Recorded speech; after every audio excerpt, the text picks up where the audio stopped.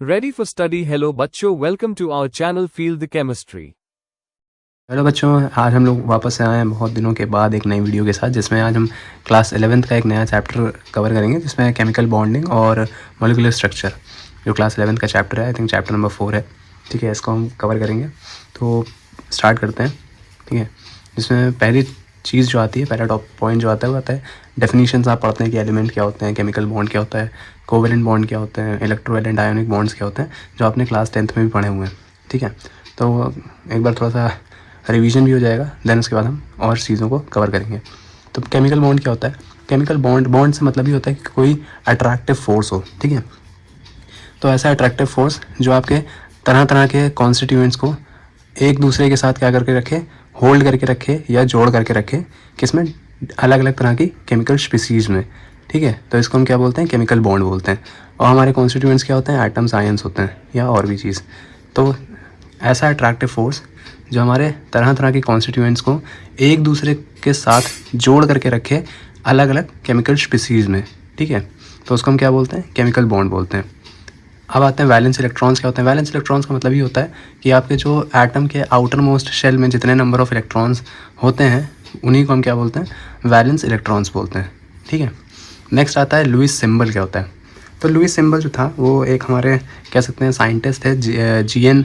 Lewis. ठीक है, उन्होंने एक बहुत ही सिंपल सा सिंबल इंट्रोड्यूस किया था, जिससे आप वैलेंस शेल के इलेक्ट्रॉन्स को, एटम में जो वैलेंस शेल होता है उसके नंबर ऑफ इलेक्ट्रॉन्स को आप क्या कर सको, रिप्रेजेंट कर सको। तो उसके लिए उन्होंने एक सिंपल सा सिंबल दिया था। ठीक है, तो जो आउटर शेल इलेक्ट्रॉन्स होते थे उनको उन्होंने डॉट से रिप्रेजेंट किया था, जो एटम के सिंबल को आसपास से क्या होता है, सराउंडेड किया होता है, मतलब घेरे हुए होता है। जैसे आप देख सकते हैं कि ये आपका ऑक्सीजन है, तो ये डॉट्स क्या हैं, उसके आसपास ये आपका रिप्रेजेंटेशन होता है एटम का।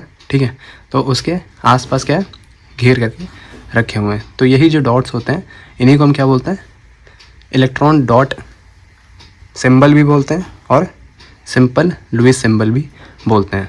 ठीक है, तो ये इसके बारे में हो गया। फिर आता है सिग्निफिकेंस क्या है। जैसे कि आपका नंबर ऑफ डॉट्स जो होते हैं, जो सिंबल के अराउंड होते हैं, वो हमें बताते हैं कि नंबर ऑफ इलेक्ट्रॉन्स कितने प्रेजेंट हैं आपके आउटर मोस्ट शेल में। तो एक ये सिग्निफिकेंस है। और ये जो नंबर ऑफ इलेक्ट्रॉन्स होते हैं, ये साथ ही साथ हमें क्या मदद करते हैं, कॉमन वैलेंसी को कैलकुलेट करने में भी मदद करते हैं। किसकी कॉमन वैलेंसी? एलिमेंट की। तो एलिमेंट की कॉमन वैलेंसी को भी कैलकुलेट करने में हमारे ये नंबर ऑफ इलेक्ट्रॉन्स क्या करते हैं, मदद करते हैं। ठीक है, इसीलिए इनको क्या बोला जाता है, वैलेंस शेल इलेक्ट्रॉन भी बोला जाता है इन इलेक्ट्रॉन्स को। अब जैसे कि कॉमन वैलेंसी जो होती है एलिमेंट की, वो या तो आपके नंबर ऑफ डॉट्स के बराबर होती है लुईस सिंबल में, या फिर आप कर सकते हो कि नंबर ऑफ डॉट्स को आप क्या करो, 8 से माइनस कर दो। एक ये भी चीज़ है ना। अब समझते हैं कि 8 से माइनस कर दो क्या मतलब होता है। पहले मैंने बोला कि कॉमन वैलेंसी जो है एलिमेंट की, वो आपके नंबर ऑफ डॉट्स के बराबर होती है। मतलब जैसे आप कार्बन लेते हो, एग्जांपल में लिथियम लिया आपने, बेरिलियम लिया, बोरॉन लिया, तो जैसे लिथियम की 1 हो गई वैलेंसी, बेरिलियम की 2, बोरॉन की 3 और कार्बन की 4। तो इसमें क्या होता है, आप जब बनाते हो लुईस डॉट स्ट्रक्चर, तो जितने नंबर ऑफ इलेक्ट्रॉन्स होते हैं उतने ही आप क्या होता है, डॉट बनाते हो। तो पहली लाइन का मतलब तो ये हो गया है ना, कि common valency of the element is इधर equal to the number of dots. तो आप जो कार्बन के आसपास जैसे 4 डॉट बनाए, तो 4 डॉट के बराबर उसके क्या हो गए, इलेक्ट्रॉन्स की नंबर हो गई। सेकेंड मैंने बोला था 8 minus the number of dots. ये किस केस में? अब मान लीजिए आपने जैसे लिया नाइट्रोजन, ऑक्सीजन, ठीक है, नियॉन, तो इनकी क्या होती है, नाइट्रोजन की आपको पता है कि वैलेंस इलेक्ट्रॉन्स 3 होते हैं। ठीक है, ऑक्सीजन में 2 और नियॉन में आपका 1 भी नहीं होता।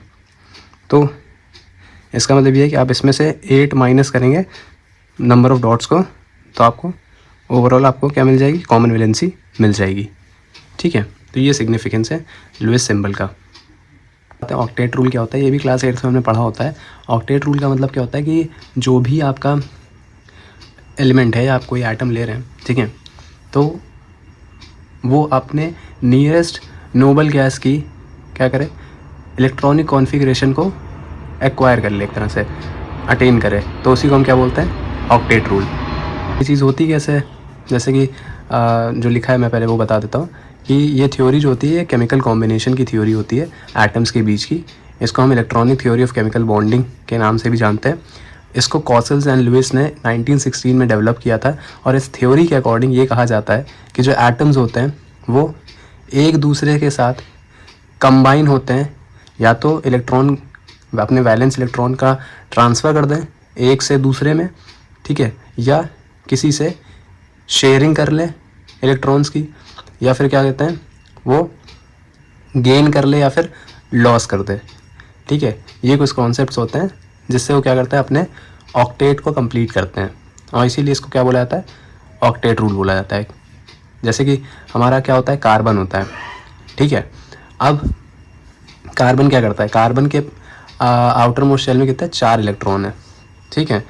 हम लिखते क्या हैं उसको, अगर कंप्लीट करनी है अपने ऑक्टेट को, तो इलेक्ट्रॉनिक कॉन्फ़िगरेशन में क्या लिखते हैं 1s2 2s2 और 2p2, सही, क्योंकि 6 कार्बन होते हैं तो 1s2 2s2 2p2, 2 2 4 2 6। अब क्या करना है उसको, नियरेस्ट उसके नोबल गैस के लिए उसको 4 और इलेक्ट्रॉन्स चाहिए, ठीक है, क्योंकि 10 तक पहुंचना होता है ना। तो क्या करता है, अब आप अगर मीथेन का स्ट्रक्चर देखते हैं तो कार्बन क्या करता है, हाइड्रोजन के साथ 4 अलग अलग हाइड्रोजन्स के साथ शेयरिंग करके इलेक्ट्रॉन की अपने ऑक्टेट को क्या कर लेता है, कंप्लीट कर लेता है। बट ये चीज़ किस केस में काम नहीं आती है, हाइड्रोजन के केस में, क्योंकि हाइड्रोजन ऑक्टेट नहीं कंप्लीट करता है, वो अपना ड्यूप्लेट कंप्लीट करता है ना।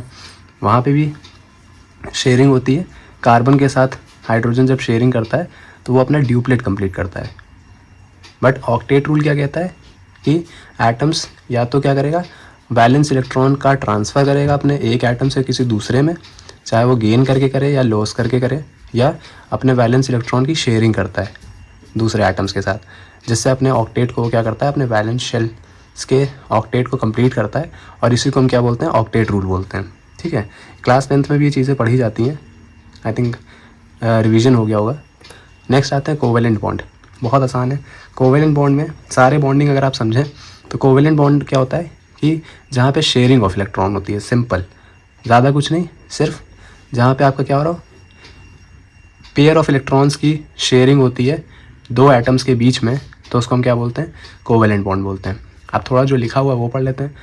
लुइस ने ये बताया था कि एटम्स जो होते हैं अपने स्टेबल ऑक्टेट को अचीव करते हैं कब, जब वो केमिकल बॉन्ड के ज़रिए एक दूसरे से लिंक होते हैं, ठीक है, तब वो स्टेबल ऑक्टेट अचीव करते हैं।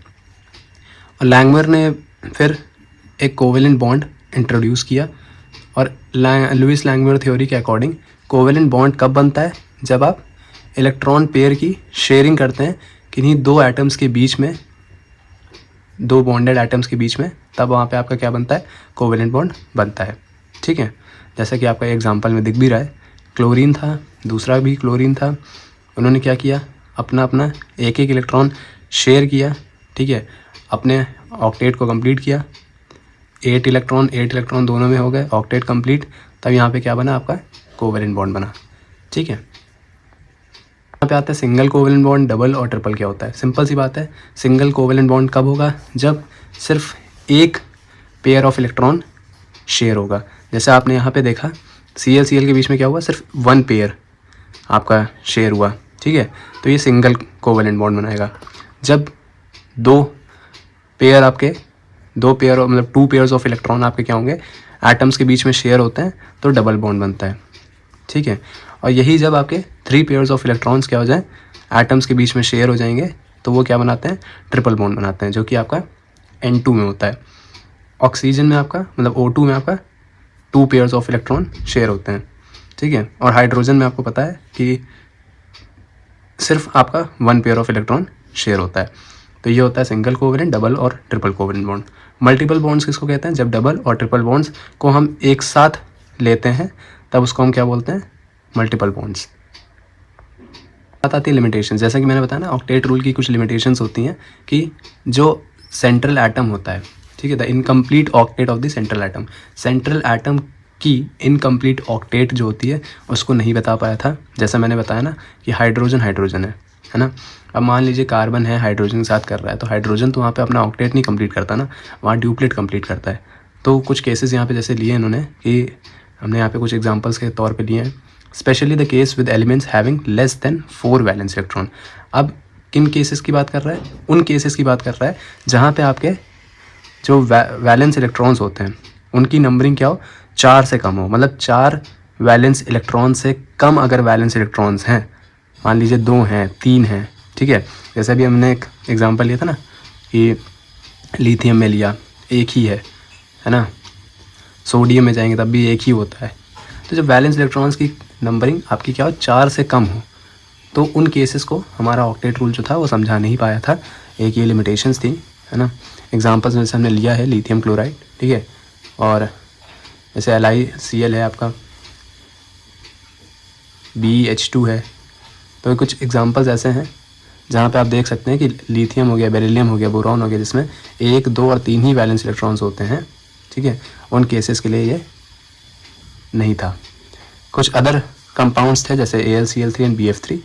इन केसेस में भी क्या हो रहा था, ये फॉलो नहीं हो पा रहा था, मतलब एक तरह से ओबे नहीं हो पा रहा था। तो ये कुछ इसकी लिमिटेशंस हैं। नेक्स्ट आते हैं ऑड इलेक्ट्रॉन मॉलिक्यूल्स। सेकेंड इसका लिमिटेशंस। अब जैसे कि कुछ मॉलिक्यूल्स हैं जिनमें ऑड नंबर ऑफ इलेक्ट्रॉन्स हैं, जैसे कि नाइट्रिक ऑक्साइड हो गया, NO हो गया, ठीक है, नाइट्रोजन डाइऑक्साइड हो गया। तो जो ऑक्टेट रूल था वो नाइट्रोजन एटम्स के लिए सेटिस्फाई नहीं हो पा रहा था, ठीक है। जिनमें क्या हो, ऑड नंबर ऑफ इलेक्ट्रॉन्स आते हों, तो उन केसेस के लिए भी हमारा ऑक्टेट रूल सेटिस्फाई नहीं हो रहा था। तो एक ये हो गया लिमिटेशन। आई होप समझ में आ रहा होगा कि क्या क्या लिमिटेशंस हैं, ठीक है। नेक्स्ट आते हैं एक्सपैंडेड ऑक्टेट। तो इसमें क्या होता है, केसेस में क्या था एक्सपैंडेड ऑक्टेट में, मतलब ये था सीन कि कुछ ऐसे हमारे मॉलिक्यूल्स थे, हम कह सकते हैं, है ना, जिसमें क्या हो रहा था, कुछ ऐसे कंपाउंड्स हमारे बन रहे थे जिसमें हमारे मोर देन 8 इलेक्ट्रॉन्स हो रहे थे। अब जैसे कि आपका PCl5 होता है, SF6 होता है, IF7 होता है, H2SO4 होता है। तो इसमें क्या हो रहा था, इनके जब हम डॉट स्ट्रक्चर्स अगर आप देखें बनाए, तो क्या होता था कि नंबर ऑफ इलेक्ट्रॉन्स जो थे वो हमारे वैलेंस नंबर ऑफ इलेक्ट्रॉन्स जो थे वो हमारे ज़्यादा जा रहे थे, मतलब 8 से अबव हो रहे थे, ठीक है। तो इस केसेस में भी क्या हो रहा था, हमारा ऑक्टेट रूल वायलेट हो रहा था इन मॉलिक्यूल्स के लिए, ठीक है। जैसे कि यहाँ पे लिखा भी हुआ है कि कुछ एलिमेंट्स जो हमारे मतलब जो एलिमेंट्स हमारे लाए कर रहे हो थर्ड पीरियड में या थर्ड पीरियड से आगे जा रहे हो पीरियोडिक टेबल में, ठीक है, तो उनमें भी हमारा ये चीज़ नहीं समझा पा रहा था, क्योंकि वहाँ पे जो हमारे नंबर ऑफ़ इलेक्ट्रॉन्स हो रहे थे वो 8 से ज़्यादा हो रहे थे। जैसे आप देख सकते हो कि PF5 में 10 इलेक्ट्रॉन्स आ रहे थे, SF6 में 12 हैं, H2SO4 में भी 12 हैं। तो इन सच केसेस के लिए भी क्या हो रहा था, हमारा ऑक्टेट रूल सेटिस्फाई नहीं हो पा रहा था, ठीक है। इसका अगर आप लिमिटेशन देखें तो जैसे ऑक्टेट रूल जो होता था वो हमारे नोबल गैसेस की केमिकल इनर्टनेस के ऊपर बेस्ड है। उसके बावजूद भी क्या हो रहा था कि कुछ नोबल गैसेस ऐसे थे, ठीक है, जो हमारे ऑक्सीजन और फ्लोरीन के साथ जुड़ करके कंबाइन होकर के नंबर ऑफ़ कंपाउंड्स आपके बनाते हैं। आपको जैसे कि पता भी है XCF2 हो गया, KrF2 हो गया, XCOF2 हो गया, कई सारे ऐसे हैं जो हमारे मॉलिक्यूल्स बनते हैं। तो उन पे भी ये सेटिस्फाई नहीं हो पा रहा था। नेक्स्ट पॉइंट क्या है कि this theory does not account for the shape of the molecule. Shape को भी नहीं बता पाता था ये हमारे मॉलिक्यूल्स की, तो शेप को नहीं बता पा रहा था, इसीलिए वेस्पर थ्योरी आई थी, क्योंकि वेस्पर थ्योरी हमारी जो होती है वो मॉलिक्यूल्स की शेप के लिए ही लाई गई थी, ठीक है। उसके बाद फिर आपने मॉलिक्यूलर ऑर्बिटल थ्योरी और भी ऐसे वैलेंस बॉन्ड थ्योरी, तो कई सारी उसके बाद थ्योरी भी आती हैं, वो भी हम कवर करेंगे, ठीक है, जो मॉलिक्यूल्स पे ही डिपेंड करती है। तो it does not explain the relatively stability of the molecules being totally silent about the energy of a molecule. अब एक चीज़ और थी कि ये हमारे मॉलिक्यूल्स की स्टेबिलिटी को भी एक्सप्लेन नहीं कर पाता था, ठीक है। और जो जैसे कि जो हमारे किस पे डिपेंड करती है, एक तरह से हमारे मॉलिक्यूल्स की एनर्जी पे डिपेंड करता है, क्योंकि भाई एनर्जी जब कम होगी स्टेबिलिटी उतनी ज़्यादा होगी। तो उस चीज़ को भी ये नहीं बता पाया था। ये सारी चीज़ें हमारी वेस्पर थ्योरी में बताई गई हैं। जो हम वेस्पर थ्योरी की वीडियो अगली बनाएंगे, ठीक है, उसको हम नेक्स्ट वीडियो में बनाएंगे, कवर करेंगे, तो उसमें पूरी चीज़ें बताएंगे, ठीक है। आई होप ये आपको ऑक्टेट रूल और ये सारी चीज़ें क्लियर हुई होंगी, लिमिटेशंस भी क्लियर हुई होंगी। थोड़ा सा मेरी तबीयत थोड़ी ख़राब है, इस चक्कर में थोड़ा सा वॉइस मेरी उतनी अच्छी नहीं आ पा रही है, बट मैं आप लोगों के लिए लेक्चर्स ला रहा हूँ कि बहुत दिन से ऐसे ही ऑलरेडी हो गया था कि मैं नहीं बना पा रहा था वीडियो, बट मैं ट्राई कर रहा हूँ कि जल्द से जल्द आपके लिए वीडियोस अच्छे से कंटेंट को अपलोड करूँ कि शॉर्ट में ही आपको सारी चीज़ें क्लियर हों। ठीक है, फिर ये डॉट स्ट्रक्चर्स हैं जो कि आप प्रिपेयर करिएगा अपने कॉपी में। ठीक है, जो क्लास 10th में भी आपने आई होप मुझे याद है कि मैं जिन बच्चों को पढ़ाता हूँ उनको मैंने देखा उनकी किताबों में कि Cl2 का, O2 का, N2 का, ये सब भी आपके बुक्स में रहे हैं क्लास 10th में। नेक्स्ट आपका अमोनिया का, वाटर का, H2SO4 का भी रहा है। तो ये सारे डॉट स्ट्रक्चर्स आपने खुद क्लास 10th में कवर किए होंगे। तो कुछ ये आपके और हैं, वाटर के, कार्बन डाइऑक्साइड के, कार्बन टेट्राक्लोराइड के, है ना। तो ये सब तो क्लास 10th में भी देखे हुए आपने। नेक्स्ट, कैसे आप डॉट स्ट्रक्चर्स बनाते हैं। आपको भी पता है कि डॉट स्ट्रक्चर्स को लिखने के लिए कुछ स्टेप्स होते हैं। जैसे कि पहला, आप total number of valence electrons को काउंट करेंगे। एनायंस के लिए आप क्या करते हैं, एक इलेक्ट्रॉन ऐड करते हैं हर नेगेटिव चार्ज के लिए। ठीक है, और कैटायन के लिए हर एक इलेक्ट्रॉन को आप पॉजिटिव चार्ज के लिए माइनस करते हैं। ठीक है, नेक्स्ट आता है स्केलेटल स्ट्रक्चर्स आप लिखेंगे। ठीक है, अब जो भी सबसे कम इलेक्ट्रोनेगेटिव एटम होता है वो सेंट्रल पोजीशन को ऑक्यूपाई करता है। ठीक है, ये कुछ पॉइंट्स हैं, याद रखिएगा। फिर क्या करेंगे, सिंगल बॉन्ड को ड्रॉ करेंगे एक शेयर्ड पेयर ऑफ इलेक्ट्रॉन्स के द्वारा बॉन्डेड एटम्स के बीच में। ठीक है, क्या बोला मैंने, सिंगल बॉन्ड ड्रॉ करेंगे, जो भी शेयर्ड पेयर ऑफ इलेक्ट्रॉन्स होंगे। ठीक है, एक शेयर पेयर ऑफ इलेक्ट्रॉन जो होगा उसके द्वारा आप क्या करेंगे, सिंगल बॉन्ड को ड्रॉ करेंगे दो एटम्स के बीच में। ठीक है, फिर रिमेनिंग इलेक्ट्रॉन पेयर्स जो होंगे उनको हम क्या करेंगे, कैसे यूटिलाइज़ करेंगे, मल्टीपल बॉन्ड्स के लिए यूटिलाइज़ करेंगे। ठीक है, या लोन पेयर के लिए हम इसको यूज़ करते हैं, जो भी एक्स्ट्रास हमारे इलेक्ट्रॉन्स रह जाते हैं, इलेक्ट्रॉन पेयर। ठीक है, अगर नेसेसरी है तो हम क्या करेंगे, उनको रीअरेंज करेंगे इलेक्ट्रॉन्स को मल्टीपल बॉन्ड्स के तौर पे या लोन पेयर के तौर पे, जिससे हम ऑक्टेट को कंप्लीट कर सकें। ठीक है, ये कुछ पॉइंट्स हैं जिससे आप लुईस डॉट स्ट्रक्चर को लिखते हैं। ये जैसे पहला हमने लिखा है कि CO मॉलिक्यूल का लुईस डॉट स्ट्रक्चर लिखना है, तो स्टेप 1 हमने क्या बोला, नंबर ऑफ वैलेंस इलेक्ट्रॉन्स को कार्बन के और ऑक्सीजन एटम्स के काउंट करेंगे 1 मिनट। तो जैसा कि हमने काउंट कर लिया कि हमें पता है कि ऑक्सीजन के वैलेंस इलेक्ट्रॉन्स कितने होते हैं, 6 होते हैं, कार्बन के 4 होते हैं। दोनों को मतलब जोड़ेंगे तो क्या आया हमारा, 10 आ गया। सेकेंड स्टेप क्या होता है, स्केलेटल स्ट्रक्चर लिखेंगे हम CO का, उसको कैसे लिखते हैं, C लिखा हमने, O लिखा। ठीक है, नेक्स्ट फिर हम क्या करते हैं, हमने बोला कि 1 शेयर्ड इलेक्ट्रॉन पेयर को हम क्या करते हैं, उसके ज़रिए हम सिंगल बॉन्ड को ड्रॉ करते हैं। कार्बन ऑक्सीजन यहाँ पे हमने लिया है, तो कार्बन ऑक्सीजन के बीच में हम सिंगल बॉन्ड बनाएंगे। ठीक है, देन उसका ऑक्सीजन का हम क्या करेंगे, ऑक्सीजन पर ऑक्टेट को कंप्लीट करेंगे। जो बाकी रिमेनिंग 2 इलेक्ट्रॉन्स हैं उनको एज अ लोन पेयर हम कार्बन पे छोड़ देंगे। अब इससे ये हो रहा है कि ऑक्टेट कंप्लीट नहीं हो पा रहा है कार्बन पर। जो ऑक्टेट कंप्लीट नहीं हो पा रहा है हमारा कार्बन एटम पे, तो हम क्या करेंगे, उसको थोड़ा सा रीसॉर्ट करके किस में बदलेंगे, हम मल्टीपल बॉन्ड में। ठीक है, मल्टीपल बॉन्ड मतलब हम उसको ट्रिपल बॉन्ड में बनाएंगे, क्योंकि ये जो हमारा बना है ये क्या करेगा, एक पेयर जो होता है, मैंने बताया ना, एक पेयर जो होता है आपका सिंगल बॉन्ड को बनाता है, जो कि आपने अभी पीछे पढ़ा था कि जो आपका 1 शेयर इलेक्ट्रॉन पेयर होता है वो सिंगल बॉन्ड को ड्रॉ करता है। तो वही चीज़ यहाँ पे क्या होगा, हमारे ये जो एक पेयर है वो क्या हो जाएगा, सिंगल बनाएगा। अब यहाँ पे आपको 3 पेयर दिख रहे हैं तो ट्रिपल बॉन्ड बन जाएगा। ठीक है, तो ये हो गया हमारा CO मॉलिक्यूल का। अब एक है आपका NO2 माइनस का। ठीक है, ये भी हम थोड़ा सा समझा देते हैं, क्योंकि मैंने बताया ना अभी पीछे यहाँ पे जो बताया था कि एनायंस के केस में आप एक इलेक्ट्रॉन क्या करेंगे, हर एक नेगेटिव चार्ज के लिए ऐड करते हो, और कैटायन के केस में क्या करते हो, सब्ट्रैक्ट करते हो। तो यहाँ पे आपको दिख रहा है एक नेगेटिव आयन आया है, तो एक इलेक्ट्रॉन हम उसमें ऐड करेंगे। पहले हमने क्या किया, total number of valence electrons को नाइट्रोजन एटम के काउंट करेंगे, और काउंट करने के बाद कितना आया, 5 आया। ठीक है, ऑक्सीजन एटम जो है और जो एडिशनल 1 नेगेटिव चार्ज है, अब उसके लिए करेंगे। ऑक्सीजन का हमें पता है 6 है, यहाँ पे ऑक्सीजन कितने हैं, 2 हैं, तो 2 × 6 हो जाएगा। फिर उस पर नेगेटिव चार्ज लगा है तो 1 ऐड हो जाएगा, तो टोटल कितने हो गए, 18 इलेक्ट्रॉन्स हो गए। सेकेंड स्टेप क्या करेंगे, फिर उसका स्केलेटल स्ट्रक्चर बनाते हैं, तो ONO इस तरह से हम उसको रिप्रेजेंट करते हैं। फिर हमने बताया था कि हर एक शेयर्ड इलेक्ट्रॉन पेयर क्या करता है, सिंगल बॉन्ड ड्रॉ करता है नाइट्रोजन और ऑक्सीजन के बीच में। ठीक है, वहाँ पे कार्बन ऑक्सीजन के बीच में हो रहा था, यहाँ पे नाइट्रोजन ऑक्सीजन के केस में होगा। ठीक, तो हमने नाइट्रोजन पे 5 दिखा दिए, ऑक्सीजन पे 6 होते हैं, हमने ऑक्सीजन के 6 दोनों पे दिखा दिया।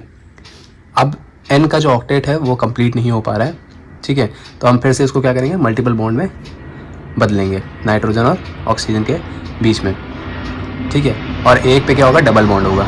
सॉरी, ये एरोप्लेन के साउंड्स हैं। उसको कुछ हम इस तरह से क्या करेंगे, रीअरेंज करके, एक नाइट्रोजन पे हमने क्या किया, ऑक्सीजन के साथ डबल बॉन्ड अरेंज किया है और दूसरी तरफ से सिंगल बॉन्ड, जिससे हमारा नाइट्रोजन का क्या हो सके, ऑक्टेट कंप्लीट हो सके। बाकी हमने बताया था रेस्ट जो आपके एक्स्ट्राज रहते हैं उनको ऐसा लोन पेयर हम रख देते हैं, ठीक है।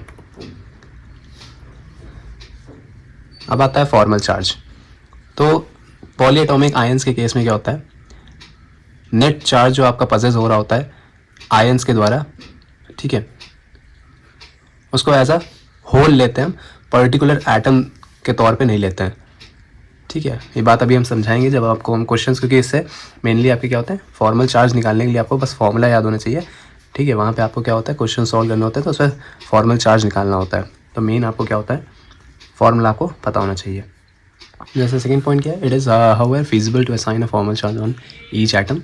नेक्स्ट, अब इसको डिफाइन कैसे करते हैं, फॉर्मल चार्ज होता क्या है। तो पॉलीएटॉमिक मॉलिक्यूल में एटम का जो फॉर्मल चार्ज होता है, या हम कह सकते हैं मॉलिक्यूल में या आयन में जो फॉर्मल चार्ज होता है किसी भी एटम का, उसको किस तरह से डिफाइन कर सकते हैं, ये हमारा डिफरेंस होता है किसके बीच का, जो भी एटम के वैलेंस इलेक्ट्रॉन का नंबर होता है, ठीक है। जैसे ऑक्सीजन है, माफ़ी चाहेंगे जो साउंड आ रहा है, ठीक है, तो किसी भी पर्टिकुलर एटम के नंबर ऑफ वैलेंस इलेक्ट्रॉन्स और किस में, फ्री स्टेट में, ये अब ज़रूरी है चीज़ याद रखिएगा कि किसी भी एटम के जो फ्री स्टेट में है एटम हमारा, उसके वैलेंस इलेक्ट्रॉन का नंबर और जो भी नंबर ऑफ इलेक्ट्रॉन आपके एटम में, एटम के लिए असाइन हुए हैं लुईस स्ट्रक्चर में, ठीक है, उनके नंबर ऑफ इलेक्ट्रॉन्स दोनों का डिफरेंस होता है कौन, फॉर्मल चार्ज।